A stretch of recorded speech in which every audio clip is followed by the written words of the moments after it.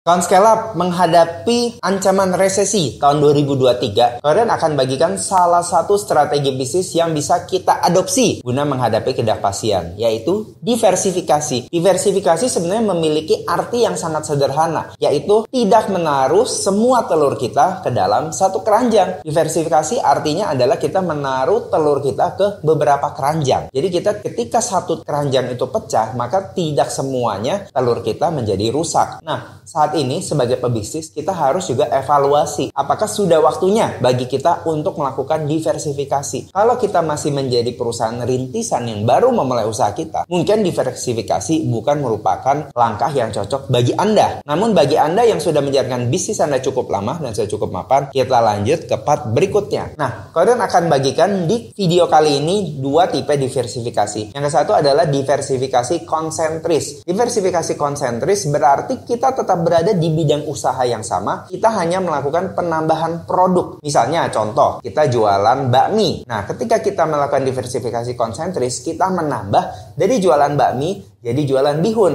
jadi jualan kue tiaw, jadi jualan nasi, jadi jualan roti. Itu adalah diversifikasi konsentris. Jadi kita menambah jenis produk atau kita menambah keunggulan pada produk kita dan menjualnya tetap di lini bisnis yang sama. Yang kedua adalah diversifikasi konglomerasi. Konglomerasi adalah kita melakukan diversifikasi di bidang usaha yang sama sekali berbeda. Jadi misalnya di contoh tadi kita punya toko bakmi. Nah, ketika kita melakukan diversifikasi konglomerasi, kita melakukan diversifikasi yang jauh usahanya berbeda dengan lini usaha kita saat ini. Misalnya tadi punya toko bakmi, tiba-tiba kalian pengen bikin usaha penyewaan mobil. Nah, itu tentunya usaha yang sangat berbeda, yang tidak berkorelasi. Nah, bagusnya dari usaha ini adalah ketika ada ancaman, misalnya orang Indonesia tiba-tiba berubah, tidak lagi mau makan roti atau tidak lagi mau makan di luar. Nah, kita punya lini usaha lain yaitu penyewaan mobil yang bisa kita andalkan. Namun diversifikasi konglomerasi tentunya beresiko lebih tinggi karena kita harus masuk ke lini usaha yang baru yang belum tentu kita mengerti dan juga kita tidak punya competitive advantage. Nah, bagi Anda yang baru mulai usaha, diversifikasi konsentris lah langkah yang tepat. Namun bila usaha Anda sudah stuck dan nggak bisa grow lagi, baru boleh kita merambah ke diversifikasi konglomerasi. Nah, kawan Scale-up, mungkin Anda punya usul atau punya tanggapan atas diversifikasi, boleh spill di kolom komen. Salam cuan.